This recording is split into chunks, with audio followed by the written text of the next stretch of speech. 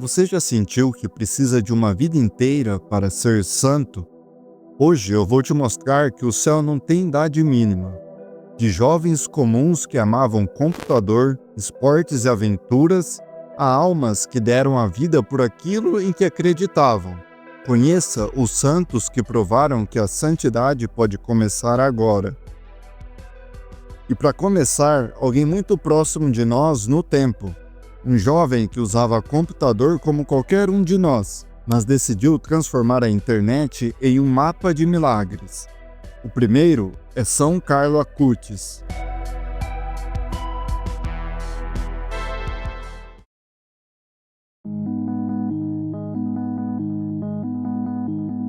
Nascido em 1991, Carlo era o que hoje a gente chamaria de um geek. Ele amava videogames, jogava futebol, curtia computador.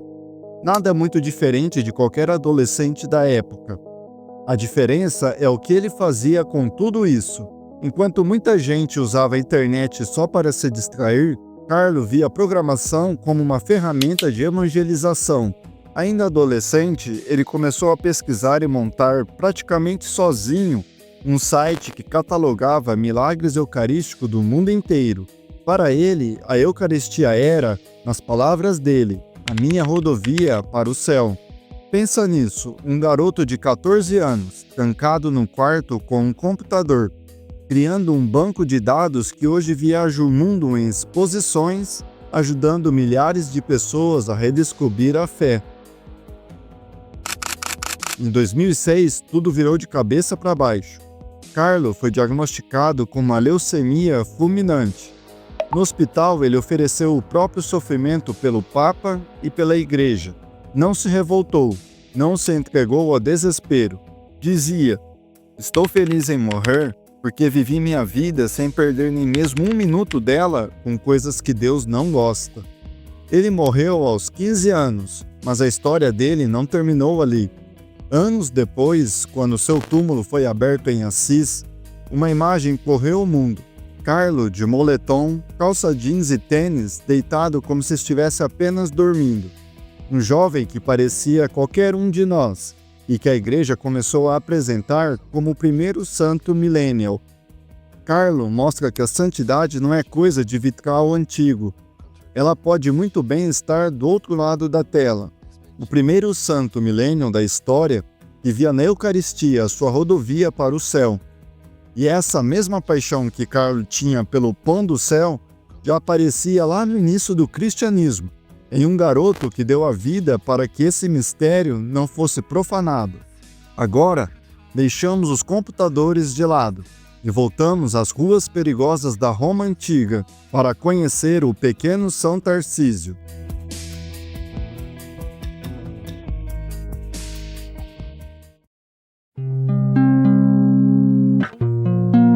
Diferente de Carlo, que vivia em liberdade, Tarcísio viveu no século III, em uma época em que ser cristão em Roma podia custar a vida. Ele era um simples acólito, um ajudante nas celebrações, quando a igreja era perseguida e os cristãos presos e martirizados.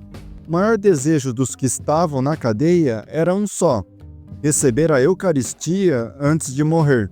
Um dia, o Papa precisava levar as hóstias consagradas até esses prisioneiros. Era uma missão arriscada demais para um adulto, facilmente vigiado pelos guardas. Quem chamaria menos atenção atravessando as ruas de Roma? Um jovem. Tarcísio se ofereceu. Ele recebeu o corpo de Cristo e o escondeu junto ao peito, debaixo da roupa, e saiu em direção à prisão. No caminho, foi abordado por um grupo de garotos pagãos, que o chamaram para brincar e logo perceberam que ele escondia algo com muito zelo. A curiosidade virou desconfiança e depois, fúria. Eles tentaram arrancar aquele tesouro de suas mãos, mas Tarcísio não cedeu. Ele foi apedrejado e espancado ali mesmo, na rua, enquanto agarrava a Eucaristia com todas as forças. Conta a tradição que, mesmo desfalecendo, ele apertava Jesus contra o coração com uma força quase sobre-humana. Quando depois tentaram abrir suas mãos, as hóstias já não estavam mais visíveis. como se Deus mesmo tivesse escondido o que aquele menino tinha defendido com a própria vida. São Tarcísio morreu com cerca de 12 anos. Não deixou um site, um livro ou um grande discurso. Deixou algo muito maior. O exemplo de alguém que preferiu morrer a deixar que aquilo que ele tinha de mais sagrado fosse jogado na lama. Um garoto como tantos outros, que levou a sério o que muitos de nós tratamos como apenas um detalhe. Se Tarcísio entregou a vida para proteger o corpo de Cristo na Eucaristia, a nossa próxima santa entregou a sua para proteger a dignidade do próprio corpo, que ela sabia ser templo de Deus. Em um mundo que frequentemente tenta roubar a inocência dos jovens, a história de Santa Maria Goretti é um grito de coragem e, acima de tudo, de um perdão que humanamente parece impossível.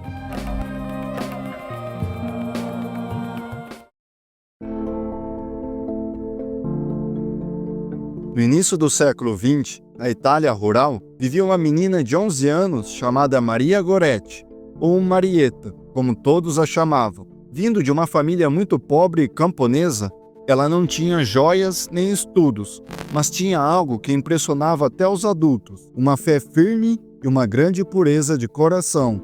Depois da morte do pai, enquanto a mãe trabalhava no campo, era Maria quem cuidava da casa e dos irmãos menores. A tragédia aconteceu quando um jovem vizinho, Alessandro Serenelli, tentou forçá-la a pecar contra a sua pureza. Maria resistiu com todas as forças e gritou: "Não, é pecado. Deus não quer."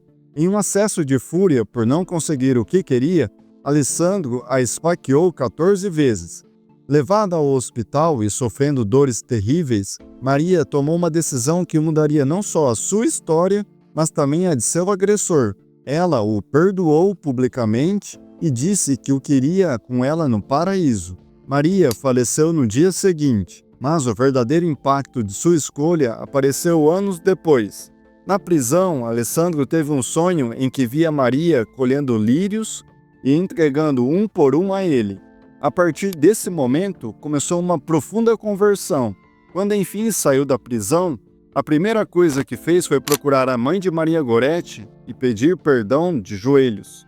Anos mais tarde, na Praça de São Pedro, no dia da canonização de Maria, lá estava Alessandro, já idoso, chorando de emoção ao lado da mãe da menina que ele havia matado. Santa Maria Goretti nos lembra que uma menina simples, quase invisível aos olhos do mundo, pode se tornar um sinal escandaloso da graça de Deus. A pureza como um tesouro que vale mais do que a própria vida, e um perdão capaz de abrir as portas do céu até para quem parecia não ter mais saída. Maria Goretti perdoou seu carrasco no silêncio de um hospital, mas o jovem que vamos conhecer agora gritou seu amor a Deus diante de um exército inteiro. No México, em tempos de uma perseguição implacável à fé, um menino de apenas 14 anos mostrou que nem a tortura mais cruel é capaz de calar quem já encontrou o seu lugar no céu.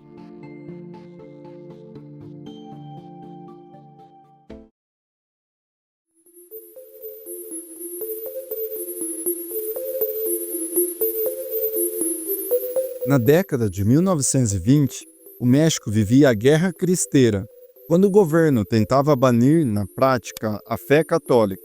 No meio desse cenário, um menino de 14 anos, José Sanches del Rio, era apaixonado por Cristo Rei e queria se juntar aos que defendiam a fé. No começo, foi recusado por ser jovem demais, mas sua insistência convenceu os líderes cristeiros. Ele não carregava armas para matar, mas o estandarte de Nossa Senhora e o desejo de servir. Durante um confronto, José acabou sendo capturado. Preso, ele se tornou alvo de uma verdadeira pressão psicológica. Ofereceram dinheiro, estudo em escola militar e uma vida confortável se ele negasse a fé. Diante da recusa firme do garoto, partiram para a crueldade. Os soldados cortaram as solas de seus pés e o obrigaram a caminhar descalço sobre sal e pedras em direção ao cemitério. As testemunhas contam que, em vez de gritos de dor, o que se ouvia era o brado: "Viva Cristo Rei! Viva a Virgem de Guadalupe!" Viva Cristo Rei! Sua mãe tentou dissuadi-lo, mas ele respondeu: Mãe, nunca foi tão fácil ganhar o céu como agora, e não quero perder esta oportunidade. No cemitério, diante da própria cova, ele foi esfaqueado e, por fim, morto com um tiro. Antes do último suspiro, José desenhou uma cruz no chão com o próprio sangue e a beijou. Tinha apenas 14 anos. São José Sanches del Rio nos lembra que a coragem cristã não é amor à violência, mas a certeza de que a nossa bandeira não é deste mundo e de que a alegria de pertencer a Deus é maior do que qualquer medo da morte. E se você acha que a coragem de José Sanches foi impressionante, precisa conhecer a jovem que aos 17 anos trocou o trabalho no campo pelo comando de um exército inteiro. Deixamos o México e viajamos no tempo até a França medieval para encontrar a lendária Santa Joana d'Arc.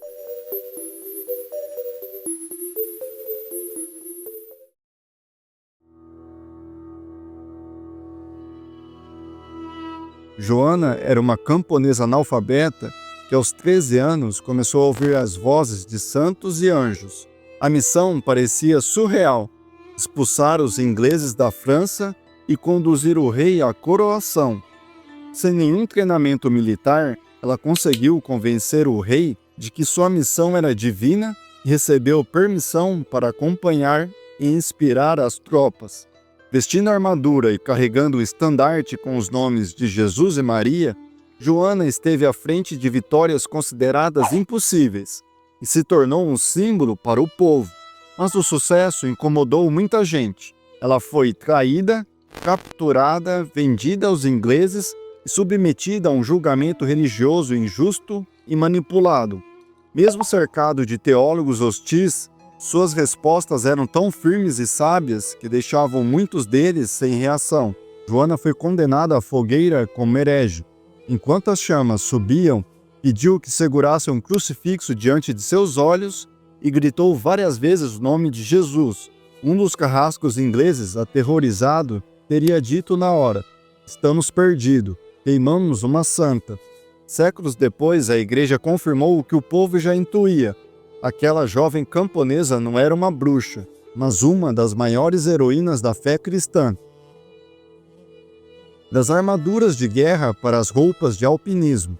Nem todo santo morreu em fogueiras ou campos de batalha. Alguns encontraram o céu escalando montanhas e servindo aos pobres em segredo.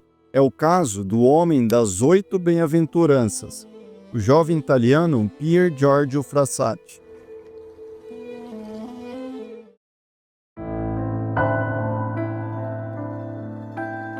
Pier Giorgio era o que hoje chamaríamos de um jovem popular, bonito, de família rica, atleta e muito sociável. Ele amava escalar montanhas, estar com os amigos e aproveitar a juventude.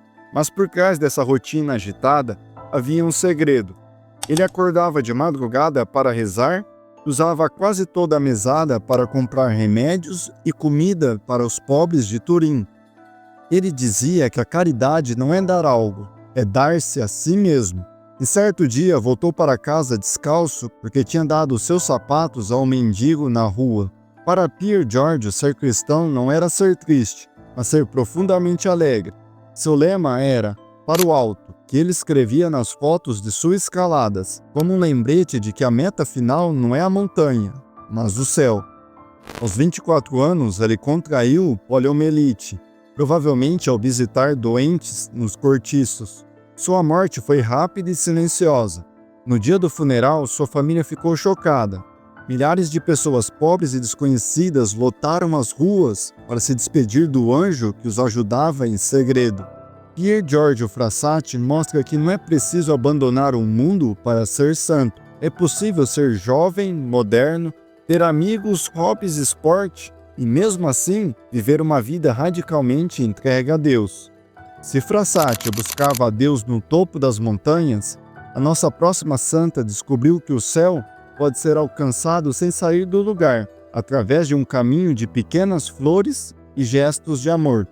Vamos conhecer a maior santa dos tempos modernos, Santa Teresinha do Menino Jesus.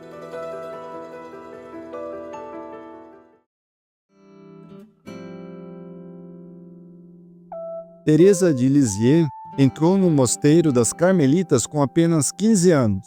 Ela tinha um desejo ardente de ser tudo: missionária, mártir, doutora, mas, ao olhar para a própria pequenez, percebeu que não precisava de grandes feitos para ser santa.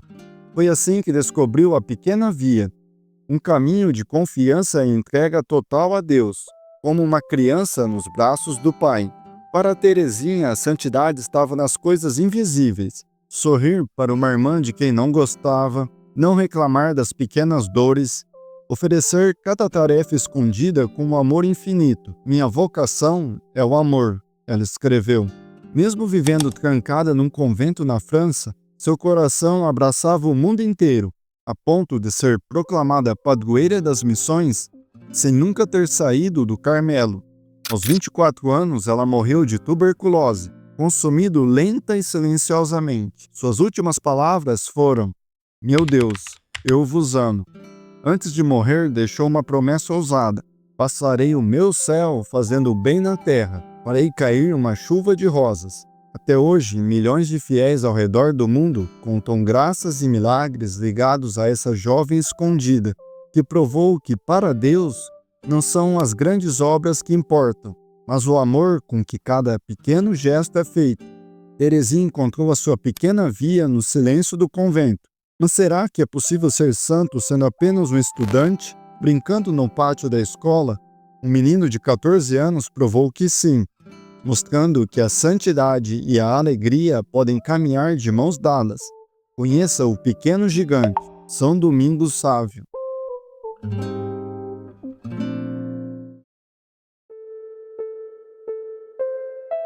Domingos Sávio foi aluno de ninguém menos que São João Bosco. Um dia, ouvindo Dom Bosco dizer que é fácil ser santo, ele levou isso ao pé da letra. Mas Domingos não era um menino triste ou esquisito. Era um dos mais alegres do oratório. Vivia no meio dos colegas, mediava brigas e ajudava os amigos a fugir do que os afastava de Deus. Sua receita de santidade era simples e radical: cumprir bem os deveres de cada dia, estar sempre alegre e ser amigo de Jesus e de Maria. Ele ficou famoso por uma resolução feita na sua primeira comunhão: antes morrer do que pecar.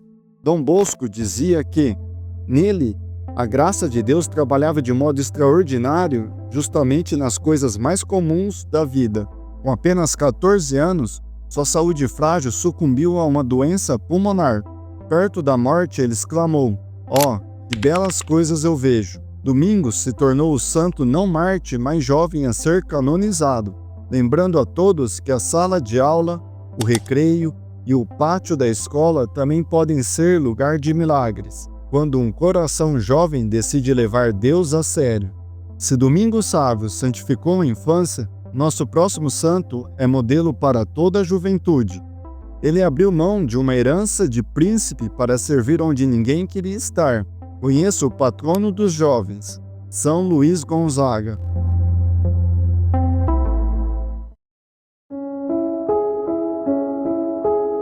Luís nasceu numa das famílias mais ricas e poderosas da Itália.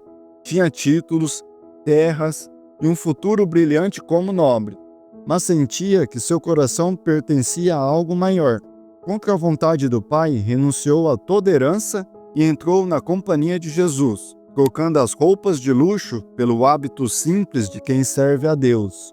Em 1591, uma epidemia de peste atingiu Roma. Enquanto muitos fugiam, Luís saía às ruas para carregar os doentes nas costas e levá-los ao hospital.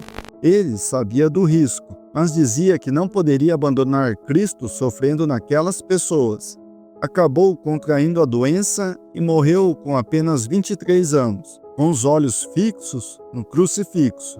Por sua pureza radical e sua entrega total ao próximo, a Igreja o proclamou patrono da juventude. São Luís Gonzaga nos ensina que a verdadeira nobreza não está no sangue, no título ou no sobrenome, mas no serviço. Para encerrar nossa jornada, voltamos quase 2000 anos no tempo. Se Luís Gonzaga enfrentou a peste por amor, o nosso último santo enfrentou o homem mais poderoso do mundo com apenas 14 anos de idade. Conheça a fé inabalável de São Pancrácio.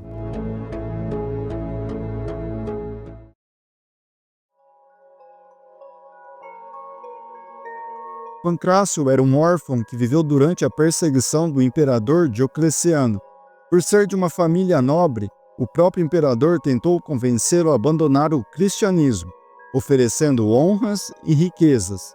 A resposta do menino de 14 anos foi curta e direta: meu corpo está em suas mãos, mas minha alma pertence a Jesus. Humilhado por ser desafiado por uma criança, Diocleciano ordenou sua execução imediata. Pancrácio foi decapitado no ano 304. Ele não hesitou, não recuou e caminhou para o martírio com a serenidade de quem sabia que a morte era apenas o portal para a vida eterna. Hoje é um dos santos mais populares na Europa, invocado como protetor contra o perjúrio e intercessor pelo trabalho. São Pancrácio nos lembra que a verdade não depende da nossa idade, mas da força da nossa convicção.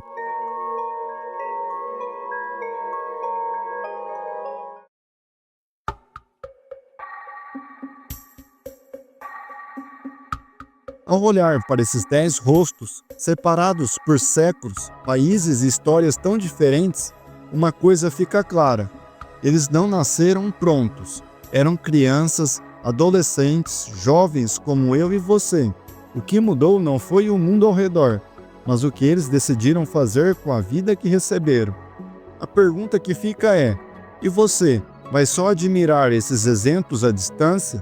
Ou vai dar o próximo passo para buscar algo mais alto? Qual dessas histórias mais tocou o seu coração? Escreva aqui nos comentários o nome do santo que você mais se identificou. Se você acredita que a juventude pode sim ser um templo de luz, compartilhe esse vídeo com um amigo. Não esqueça de deixar o seu like e se inscrever para conhecer mais histórias que inspiram a nossa fé. Para o alto e sempre. E até o próximo vídeo.